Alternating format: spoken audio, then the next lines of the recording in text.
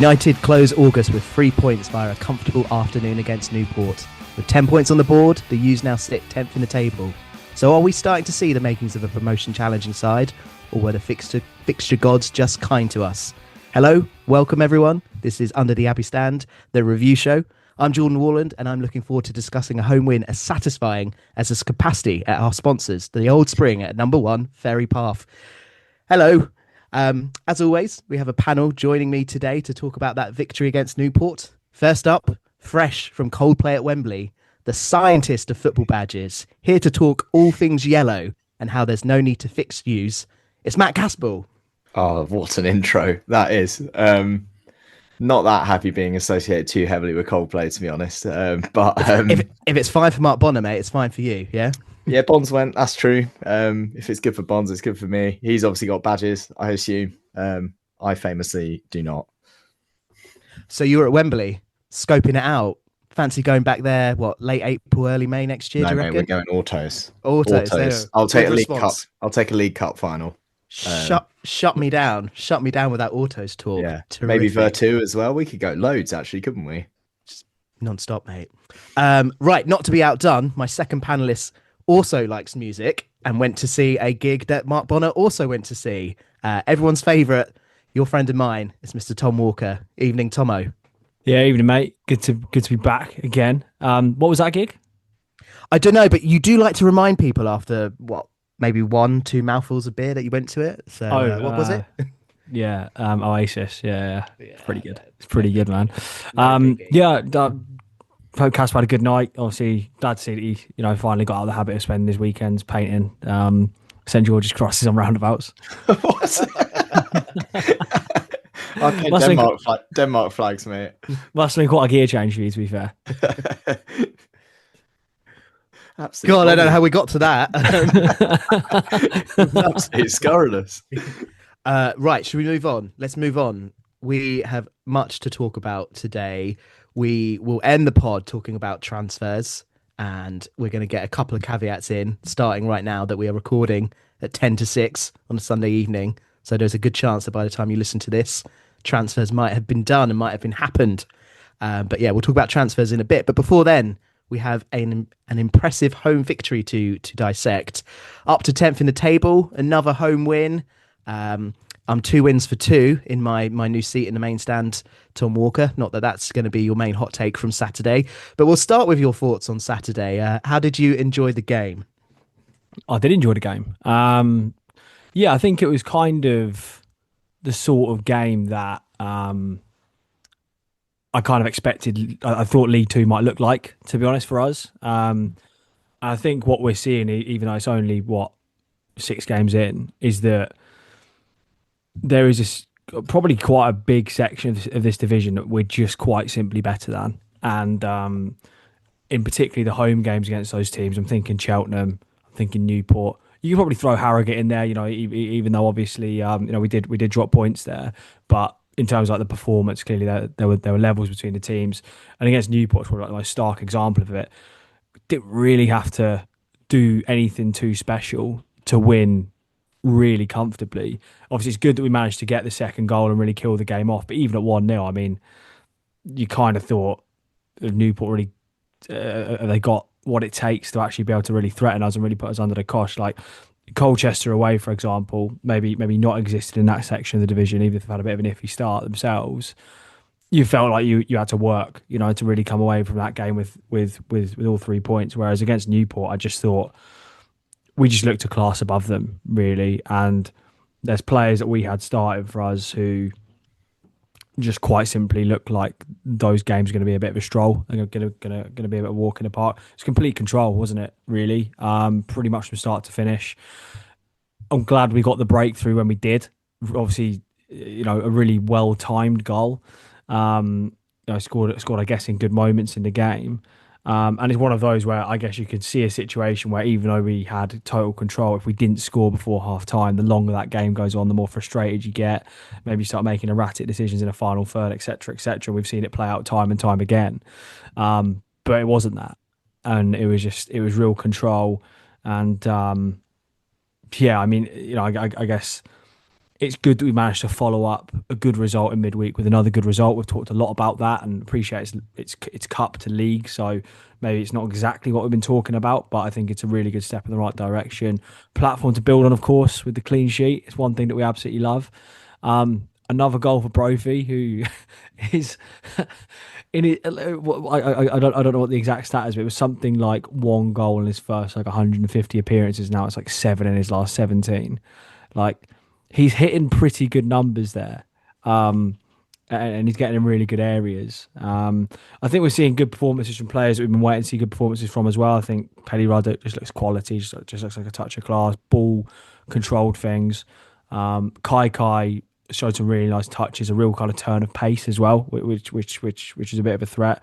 Kouassi as well, because I've got to say, I think for his first couple of cameos, one at Colchester and then one at Bristol Rovers, I was a little bit like, oh, I don't know what this guy's going to bring, but against Charlton he was really good.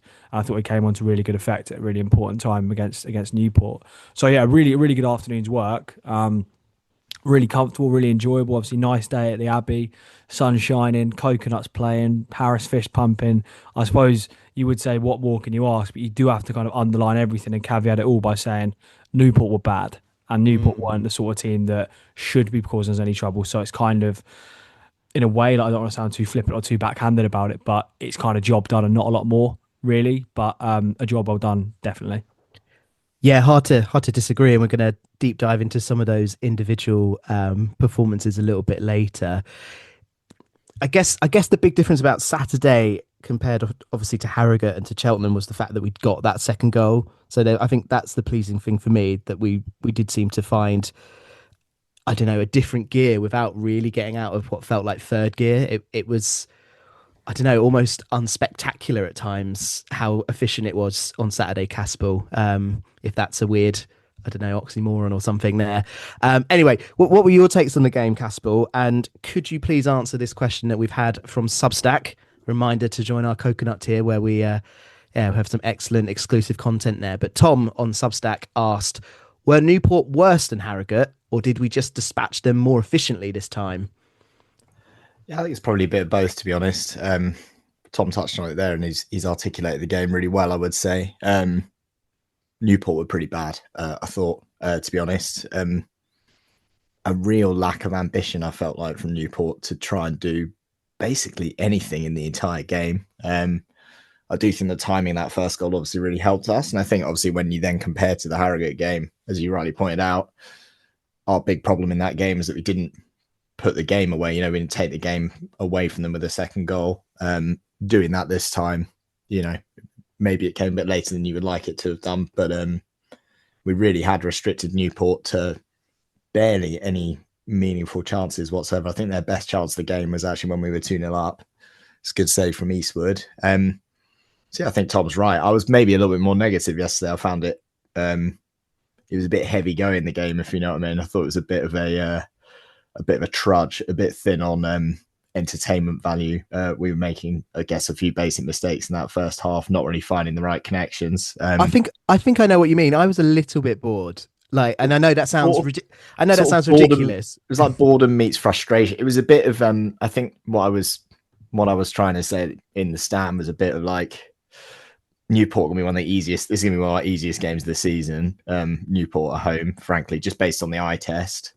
And I don't think we're Big Bollocks and we're going to be blasting these teams away 4-5-6-0. I'm not really sure it's how a Neil Harris team necessarily operates. But I was just sort of stood there thinking, Jesus, if this is supposed to be one of our routine, straightforward home wins, which it was, and we give the team credit, and 3 points to 3 points. But I was sort of thinking, if this is this as good as it gets? Is this our max capability? And if so, is that a little bit concerning? Are we going to struggle against, other teams from the top 6, 7, the other sort of playoff contending teams? But I thought about it, it's always better to do these pods the following day, basically. I think Tom's right. Especially after an evening of stadium rock and big choruses to cheer up the mood and the morale. Of course, mate. That's the one. That's it. But no, on reflection, you can simply only beat what is put in front of you. Newport were very negatively set up. I think there's easily another world where if you don't get that goal in the first half and you get up to an hour mark and it's still 0-0, the frustration really sets in. Maybe even Newport nab a goal, and there could be a complete different outcome to that football match. The simple thing is, whether Newport are poor and they're going to finish bottom of the league, who knows? You've got to win your home games. We've taken 7 points from 3 home games. It's a pretty good return. Like, we're not going to mull at everyone. You know, we might have felt like we should have beaten Harrogate. 2 clean sheets in those home 2 clean games sheets as well. in that. Like, the home record is strong. 10 points from August is a really good return, I think. I know we may say the home fixtures are slightly easier, but we're like 2 points off top of the league. Like, it's all very condensed still, obviously. To be honest, overall, I'm encouraged. I think, we've been a little bit inconsistent so far. But if this is us with a not quite complete squad, obviously expecting to do some transfer bits maybe any minute now, as this pod is coming out. If this is us not at our best and we haven't quite completed the squad and Lavery isn't fit and we're not quite fully firing, our captain is out injured as well, and we're still 10th and we've still got really good home form. We've gone away and had some, pretty eye-catching results. Charlton in the League Cup is a good one. Away at Colchester is a good one. Then, if we get it to click, if Harris does what he does, he's got great pedigree. If he gets it all clicking and firing, which I think he will, and we complete a couple of good transfers, today, tomorrow, today probably if you're listening to the pod on Monday, then I think we're in a really good shape. In and around the playoffs is a good place for us to be. I think September will be a really interesting month. Away to Grimsby, home to Fleetwood, 2 teams that are directly above us. Really can see, how we cut our teeth against teams that are, expected to be in that sort of that top half picture.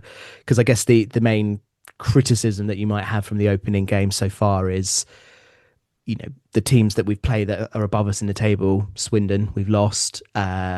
Bristol Rovers, a team that are tipped to be in the promotion picture. We lost to them as well.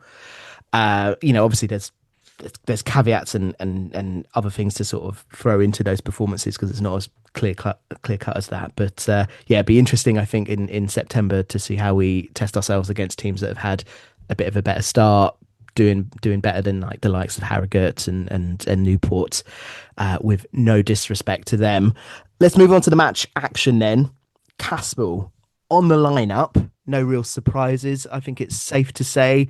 I guess maybe the one that people were talking about was Zach Bradshaw didn't keep his place at left back despite having a good game against Charlton. Obviously got on the score sheet. Do you feel he was unfortunate not to start after Tuesday? I think maybe, but he's young. He's a squad player. He's in the fringes. I think was it Tranmere last year. He was basically like in around that squad, but not really consistently starting. Purrington, I think, has been fine. I was fairly critical of him after the Swindon game, but he certainly was not alone in that one. They were all equally culpable, I felt like. I just think you don't rotate out your sort of senior pros, not at this stage. I think it's great for Bradshaw. He's raised his profile really well. Purrington's had his best game of the season there, I would say, as well. So whether that's a follow-up question from Sam. Well, it was like, well, whether that's like... you want players like Bradshaw around the squad knocking on the door, right? This is actually ideal for us. Like if he's able to get more out of Purrington by being a very available, good-looking replacement, and he has impressed on the opportunities he's had, and it's making Purrington raise his level so he keeps his spot, then I'm all here for it. Do you know what I mean? Like I thought Purrington played pretty well. I do still think he has this slight habit of giving too much space and leaving his man, and actually Newport's best chance came down that channel, I think. But no, I wasn't majorly shocked by any of that lineup, really. I think it's really positive, I guess, to try and get Ben Knight back in the middle of the pitch is like a really good thing. We've gone a bit Josh Stokes on that and had him out on the wing too much lately, I think, which obviously happened with Stokes as well. But yeah, no big surprises in that lineup. I think also, to be honest, I mean, Tom touched on it in his summary at the start. It's just great to see Mpanzu actually fit starting games. Do you know what I mean? Like, it might not have just been me, but you just had that nagging feeling we were going to sign him. The narrative was going to be, he's not quite match fit. And I had a sneaky feeling that might rumble all the way into like September, October sort of time. Do you know what I mean? Yeah. So for me, it's been really pleasing that he's been able to contribute as well as he has, as early as he has as well. So no big surprises in that squad. It's great that, to be honest, we've got a week off now as well, which is obviously a positive. Yeah, absolutely. No midweek game. bit of extra rest in the lads. Maybe Neil Harris will go punting again. Who knows? But yeah, I agree with you on Pelly. I think he really motored on Saturday. I think that's one of his better games. Tom, your take on the lineup. Was it worth playing a strong team on Tuesday night to reap the rewards on Saturday despite the injury risk, or what's your take on that? Yeah, I think so. I think you know what I think Tuesday night was a really good night for us for tons of reasons. I just think all the players that needed to perform did perform. Everyone that played in the game got out of it what they needed. You know, whether it's CUFC getting himself a goal and looking really decent up front, whether it's Pelly Ruddock getting another hour and a bit sort of into his legs, looking really decent. Bradshaw coming in playing well. I think it was a really positive night. I mean, obviously, like there were a few changes on Tuesday, and like I was actually sat with Julian watching it, and we were at times a bit like, do you want to be like risking some of these guys because we've obviously got a game which is like eminently more important in a league game on Saturday.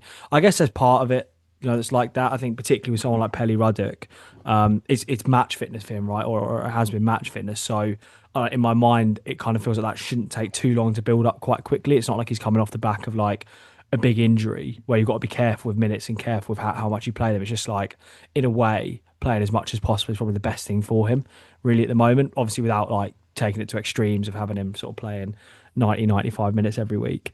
So yeah, I think I do think it's good that we got more minutes into some of those players on Tuesday, and it probably did help for Saturday. Realistically, the standard of the opposition, it was the main thing on Saturday. Like, you know, probably I think a few of those players that played on Tuesday night and then again on Saturday did come in and play well, but they probably could have had like, you know, like a 5 or 6 out of 10 performance, maybe scraped to win anyway, sort of thing. I think the 11 that we did put out on Saturday against Newport, I think, look, we, you know, caveating it for what may or may not happen in the rest of the transfer window, I think that's our strongest 11. Probably. Yeah, agreed. Yeah. And it's good to see that when they're all playing, they can be quite effective together. And yeah, I mean, I just think there's a lot of encouraging signs from the last couple of games without kind of wanting to get too carried away with it, because you have to caveat there's a massively changed Charlton team in a game which, you know, for particularly championship teams means very, very little. And obviously for us playing against Newport at home, it's a game that we're obviously expected to win, and we did that. So, yeah, positives all round, but hold your horses a little bit. One of the noticeable differences on Saturday wasn't maybe as fast a start as we've seen this season under Neil Harris teams. We did, however, get our noses in front at a good time in the first half, Tom. This first goal then, another set-piece goal, another different goal scorer. Give me your takeaways on Kel Watts putting us 1-0 up. Oh, mate, I was seconds away from missing this. You shocked me, Tom Walker. No one's going to believe you. Like, I use NRE facilities. Probably like minute 37, and I came out just as Kai crossed the ball in, and obviously Watts literally in. It's so funny now as well, because when you went, everyone around me, literally, I swear, even strangers were like, "Here we go, got a corner it." It's like you know what's going to happen. Yeah. Do you know brilliant. what? I knew it was going to be our day then. When I came out of the toilet to see that, I was like, "Yeah, brilliant, great, we're on to a winner." Do you know what? Like, it's obviously a really simple goal, and Newport will probably look at it and go, we have to do better there, because it's no one goes with Watts. No one tracks that first run. contact from a set piece, centre half totally unmarked. Arguably, I guess in those situations, one of the most dangerous players that you can leave unmarked, because obviously famously centre half should be a good header of the ball. It's a brilliant delivery from Kai. I mean, again, like it's pretty poorly defended, but it's a great delivery, and we've seen that quite a lot from him. Really, I think set pieces have been an area that obviously we've reaped the rewards from. You know, you think of Colchester away. Obviously, they won us that game. You know, obviously there's a couple of other examples in there, but it's also just a brilliant header, because it's again, like, it looks really simple on the replay, but I think it's a lot harder than maybe the replay makes it look. Like, obviously it's a glancing header, and he manages to sort of put it across goal into the bottom corner. Yeah, just I mean, a lot of last season, you know, you're kind of watching the game, you're like, God, we make football look so difficult at times. We make it like we really overcomplicate this at times. And there's been a few occasions this season where I think, yeah, like this is like we're making it look a lot more straightforward now. And there's no bigger example of that than simply a corner into the box, centre half heading it in. Easy. Maybe I'm old fashioned, but I chuckled to myself when that went in and just thought, you know what, if you had someone on the back post, that doesn't go in. But, you know, I'm old school like that. Old school like that, Caspell. I know, right. Do you have badges? Like, are they telling them not to do it anymore? Well, probably. Compare. I tell you what, Caspell, you like to throw in mentions of you as a defender, comparing yourself to other famous defenders. What kind of defender scoring goals with their head would you compare yourself to? Oh my God. How many headers did I score in my entire career? 2, I think. One of them was like one was from a corner, a near post header, actually. But we won the game 10-0, but they got the club we played folded. So the season never ended. I scored a hat trick in that game. Just got Chris Holroyd.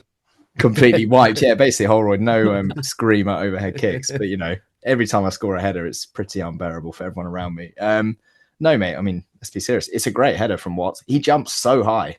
Can't just say he gets up so high to the ball. Like, it's a very athletic goal is how I describe it. I'm loving these set pieces. Like, I just feel like I've forgotten what it feels like to not have any sort of goal threat from a set piece, you know, after years and years of just not scoring from corners and free kicks. You know, this season so far has whitewashed my memory. Used to, you'd win a corner as a United fan and there'd be all this like excitement and just be stood there like, well, why is everyone getting excited? Like, this corner's going to hit the first man, there's no doubt. So it's just to be honest, I've always thought this anyway with maybe it's a Neil Harris thing or any football manager, they come into a club, like, get the fitness levels high and work on set pieces. It sounds so basic, but it's just because a set piece is a more controlled environment than most of football, which is much more dynamic, right? It's like there's a degree of control. Like, you can have routines, you can have plans, you can have specific runs. Like, and if you're good enough to execute, which obviously at League Two levels was going to be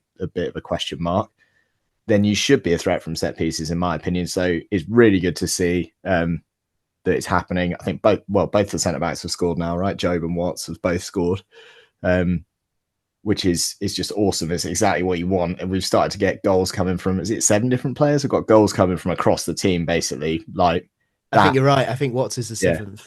Yeah. So it's that makes us, to be honest, at least a playoff contender, is that if we've got, you know, we've potentially got 2 players who could go double digits on goals. I think get Lavery back fit, see what he's doing, see what we do in the transfer window. But also just goals coming from everywhere. Brophy's on for about 30, I think. So this is all good, man.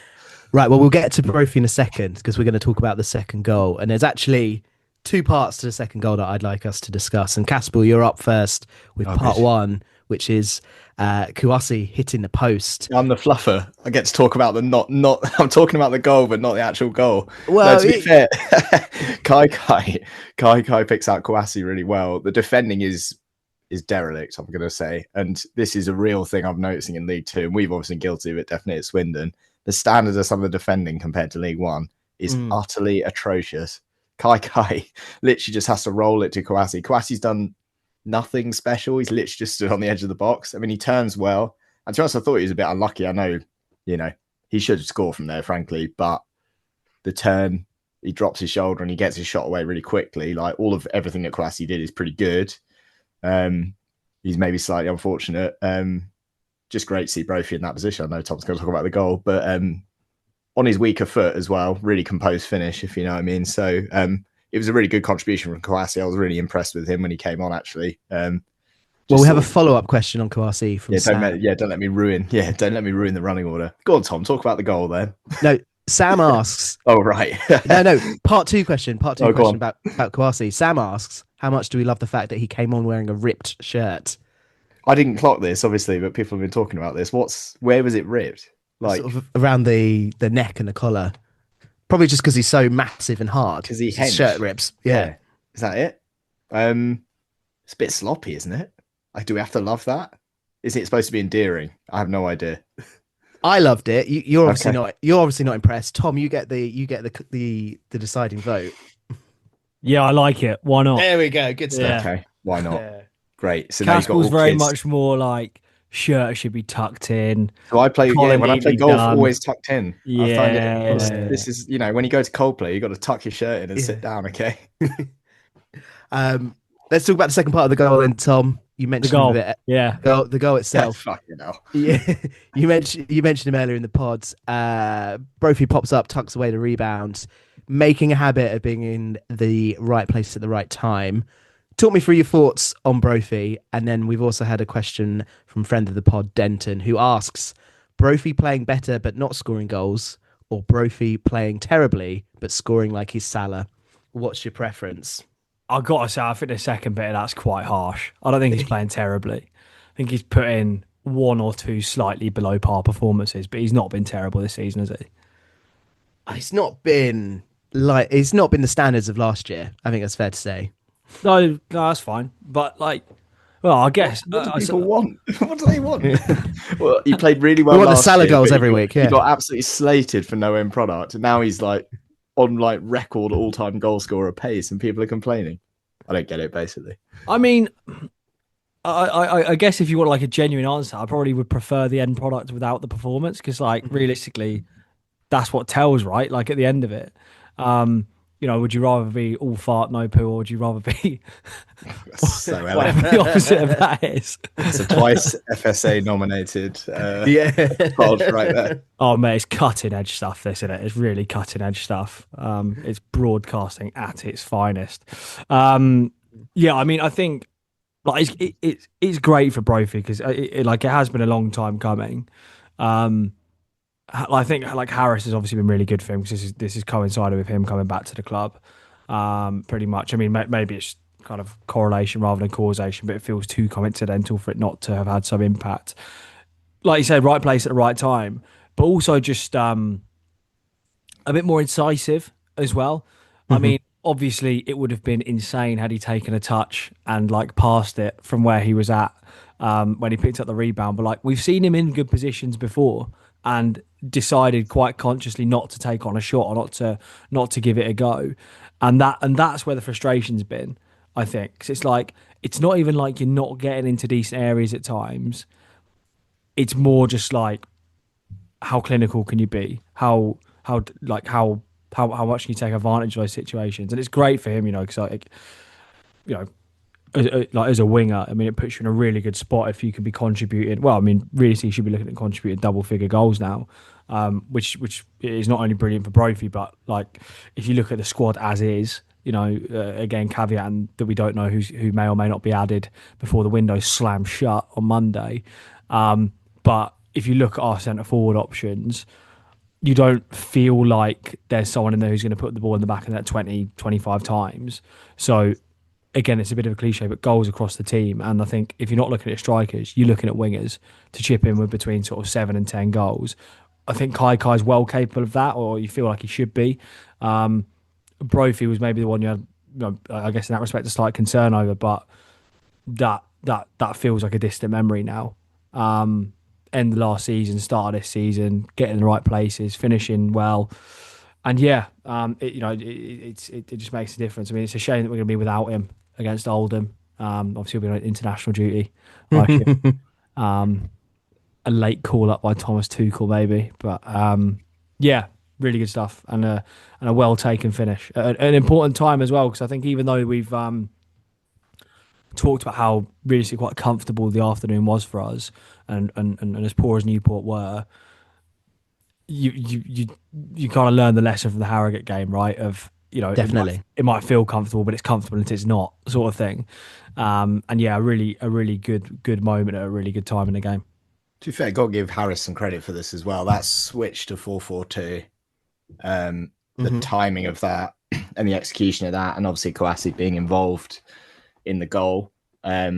We give managers quite a lot of shit for not making changes or not doing what we feel is proactive. And I think a 1-0 up to go 4-4-2 doesn't feel like it's really out of a Neil Harris playbook, if you know what I mean.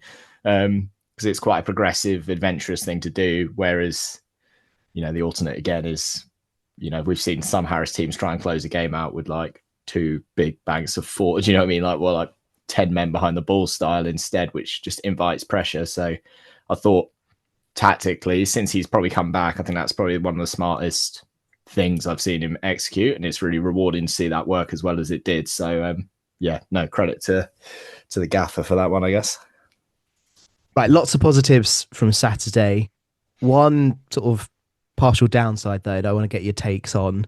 Another quiet game from Ben Knight. Want both your thoughts on this question that we've had in from James. James says, Ben Knight, discuss. It's obviously early days and his pedigree is fantastic, but not exactly impacting games as we may hope yet. Will he eventually come good for us in terms of goal involvements if we are patient? Caspell, you mentioned about moving him into the number 10 role. I agree. That's his best position. Tom, you also said earlier what we saw on Saturday was our strongest starting 11, and that has Ben Knight in it, and I agree. But it was another quiet afternoon for him. I guess you can make a case that he is maybe a little bit more known now and is sort of being marked a bit closer compared to how he started the season. But having said that, he is, not sort of, I don't know, he's not firing on all cylinders yet. So, Tom, what's your take on Ben Knight so far? I've got to say, I'm not that concerned, to be honest. I think, look, the fact that he was signed by Man City and was at Man City for a while, like playing around, obviously like the elite of the elite, sort of on a day-to-day basis.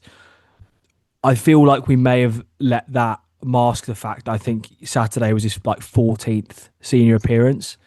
But yeah, like he's 23, so he's not, obviously he's young, but he's not like, like sort of 17-year-old, like making his first appearance, just sort of breaking into the game. But he's still pretty junior in terms of the amount of games he's played. So look, I think if you're expecting Ben Knight in that position to be sort of lining it up every week, probably you need to manage those expectations just a touch. He's still a really junior player, really like within the squad.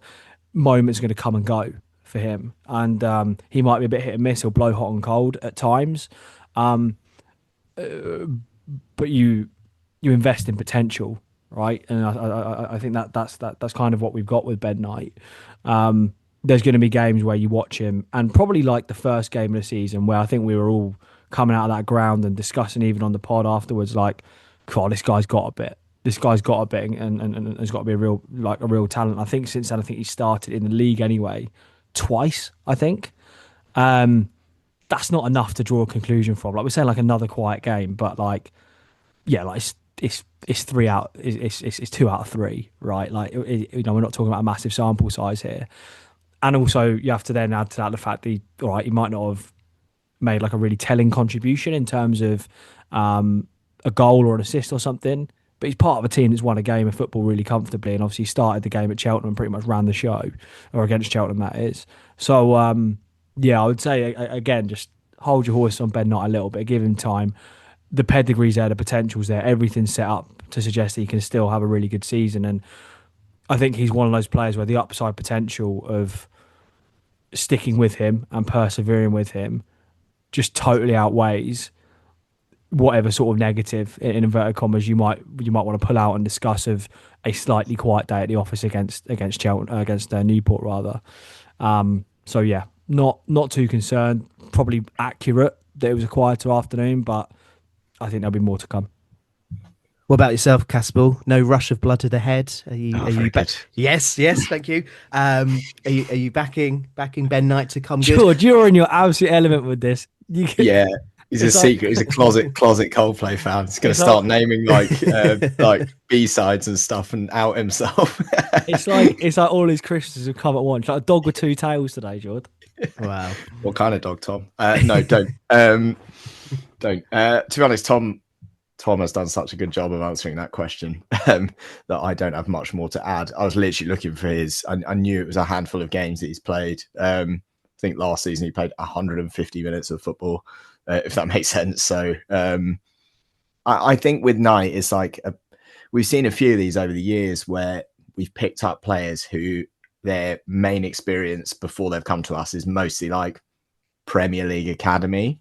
And you can tell, right? It was like, do you remember when we signed Ryan Ledson on loan and he was trying to do all this stuff that was like, it was a bit above the pay grade of the division, and it just didn't really work out, because to be successful in League Two, it's like a different set of attributes that you need. Like he kind of, I think with Knights, needs to learn how to play League Two men's football, if that makes sense, because he's been playing on like 4G pitches, tiki-taka, school of pep.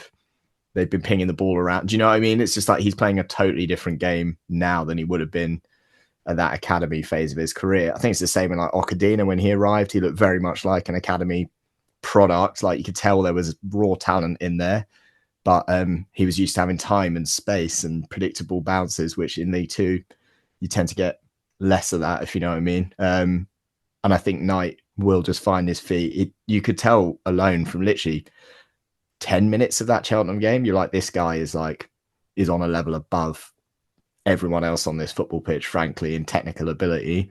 I think it's just a job for coaching. It's a job for him to finesse what he's doing to find a way to be more impactful in games. But Tom's right as well. I mean, we've won the game 2-0. He's contributed to it.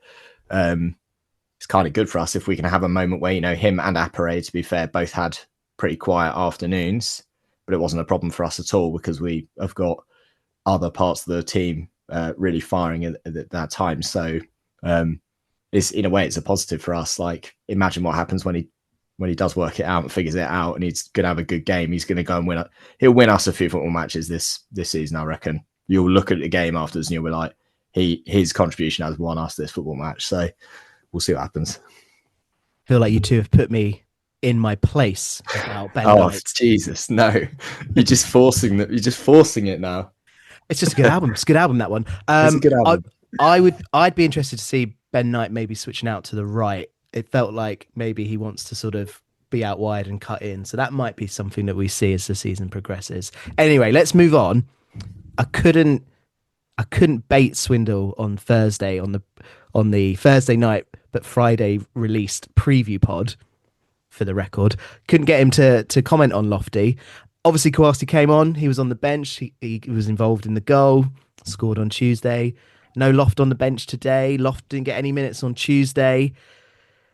Lads, what do we think? Are there rumours of Loft leaving that are we buying into? Do you think that's something that we should be pushing forward before this window ends and try and get another forward in? This is me segueing into the transfer bit.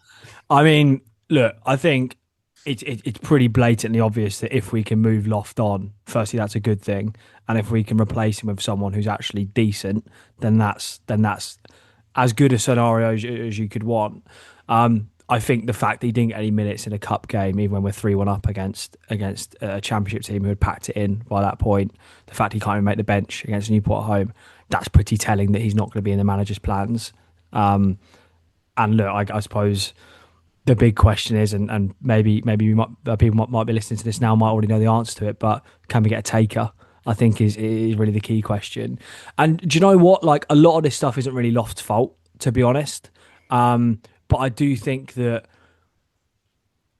it sounds really harsh. I don't necessarily mean it to come across that way totally, but it feels like he embodies a lot of the negatives from last season, just because his transfer, it was just kind of everything that was wrong with the season. Unprepared, made mistakes in summer, not up to the level, lacking quality, lacking drive, all that sort of stuff.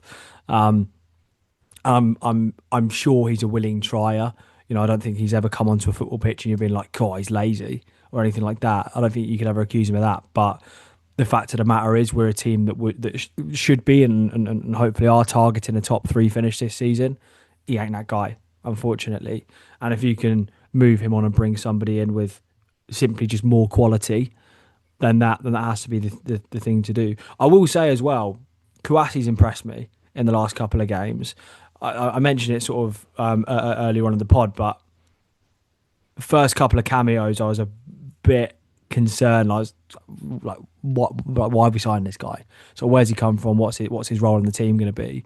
What function is he going to have? But I think he's shown a lot of qualities that are going to be quite important.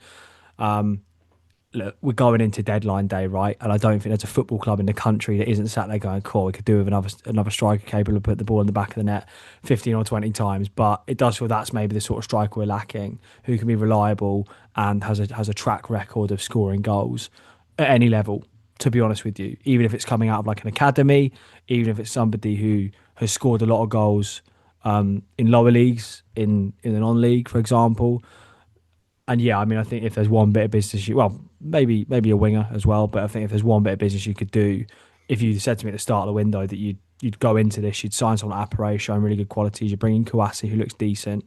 Obviously, we know Lavery's injury prone, but his quality when he is available, and you can move Loft on and replace him with somebody better. I think you'd have gone in terms of the forward department. You'd be well happy with that. I think. Also, I think Kai was sort of playing down the middle at times on Saturday. That's another option. Like clearly, he's going to have the quality at this level to be a bit more versatile. But yeah, you mentioned you couldn't draw Swindle on it, Jord. You can draw me on it. I think there's a strong chance Loft will leave the football club, and I think that's probably quite a good thing. Caspell, would you say Loft leaving is paradise? Oh, jeez.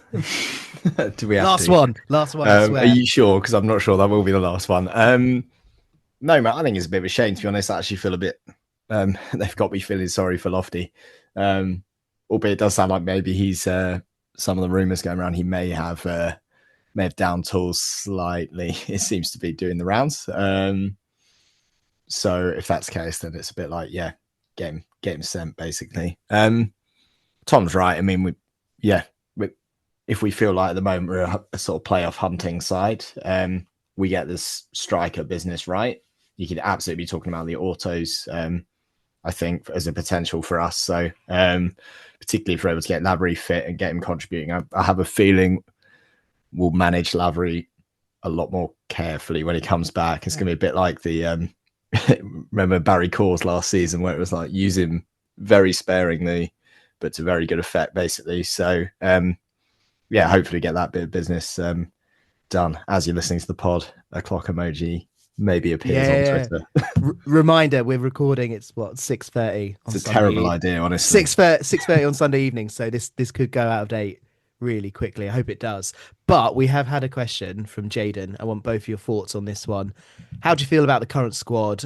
Would you make any improvements before deadline day is over? I think I know what both of you are going to say, but I'd like to hear it anyway. Start with you, Caspell. Yeah, it depends how greedy we want to get, right? So, I think so Harris said on his presser, or in his presser, I should say, on Thursday, he expects at least one. Yeah, I mean, what I think they're going to do is get a striker and a winger. I think what I would like in the winger profile, I want like a winger. Does that make sense? Flying winger, a fast get to the byline winger, because it's feeling a Shiloh Tracy sort of player. More like Tracy. Yeah. Who's the guy? Zelly Ismail. Do you remember Zelly Ismail? Yeah, that kind of like, Shane Tudor. No, going way back. Yes, please. You know what I mean, though? Like, get like someone who's a little bit different in profile to your Kais, and even Brophy. Now I feel like Brophy, the reason he's getting more goal involvements is because he's starting to move a bit more centrally in the pitch. You just feel like 20 minutes to go in a game, and you want someone kind of scary, like one of those classic wingers who's really going to, have the fullbacks absolutely bricking it, fast and direct sort of winger. Definitely a striker. Obviously, just covered that off. I think for me, profile of that striker is 30 goal a season. No, I'm joking. You want a Lavery style striker, is what I would say. I think CUFC and Appere sort of are semi-similar in style, I guess. I think I would be looking for like a sort of poachery finishing style striker, if that makes sense, more so than like a big target man. And then if we're getting greedy, if we're allowed to, depends what the budget is saying, I still think probably a centre back. I know Tom touched on this a bit on pods gone by earlier this season. I just feel like if Rossi is also going to go, which we're assuming that Rossi probably will be outbound as well, I think they're trying to work on getting him out on loan. Then my feeling is, even if it's like a young centre back from the Championship or Prem on loan, just as cover as much as anything, just to give us a bit of depth. Added bonus if they have like full-back capability. You sort of ideally want someone who maybe even could play either a right back or left back and centre back as well. If that makes sense. What about you, Tomo? What do you want? I think I'm basically along similar lines as you. I think I think if you're looking for a prediction, I think basically it'll be 2 in, 1 out, striker in, winger in, striker out.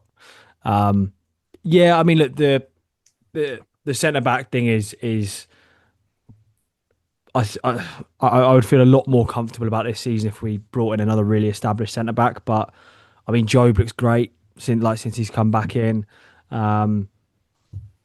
Watts, I think, will have bigger tests than Saturday. I guess Jury might still be out in games where it's going to be really on us.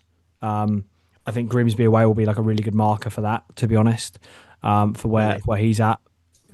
Again, that'll be too late to find out that he's maybe not up to it. But yeah, I mean, look, centre back's the one area that I think I've mentioned time and time again throughout the window that I'd feel a lot more comfortable with. But I'm just kind of at peace with the fact that probably not much will happen there unless Rossi goes out, and presumably Rossi will only go out if somebody comes in.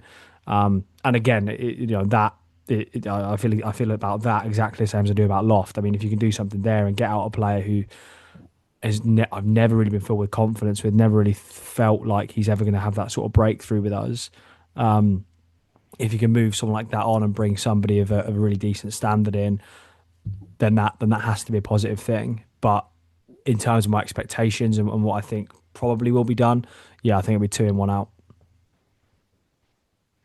Good stuff. I think, gents, that's a good place to end it. Let's see how accurate we are as Monday unfolds. How many ins and outs. We'll catch up on that again on the preview show, which will be with you Friday morning. Until then, thank you very much for joining us. A reminder that our coconut tier on Substack gets weekly exclusive articles. Sign up for just £5 a month. Reminder that our sponsor, the Old Spring, has a ton of UTAS offers for you, including happy hour every Saturday, 6 till 7. The running order now says. I swear it was 6:30 to 5:30. I think to it was 5:30 to 6:30. It's changing. I've got a feeling there was a view that I think that's probably too early. Like 5:30's quite ambitious from the Abbey to actually even to make it, if that makes sense. Are we doing them over here? Are we just gonna are we just announcing random happy? It's actually this Saturday is 6 till 10 p.m. or something. It's deadline day evening at the Old Spring. 3 pints between 6:30 and 7:30 until the window closes. Gonna get everyone in trouble. None of that. Go buy a skepasti. That's my recommendation. We are going to have to go quite careful with this. Like we can't just start. We can't just start offering actual promotions that they haven't agreed to. 3 pints of Cambridge United, sign a decent centre forward. leaving drinks for Ryan Loft. Oh no. Anyway, Tom, thank you as always. Yeah, of course. Good to be back. Platforms and all that. Caspell, there is a Coldplay song which is literally called "See You Soon." Oh, there is. Yeah, it's actually a really nice one, that as well. That is a nice one. What a nice way to do it, mate. This pod's going to age so badly when we sell Job to fucking Peterborough for 2 mil tomorrow. Or Chris Martin gets cancelled or something. Could you imagine? Right. See you Friday.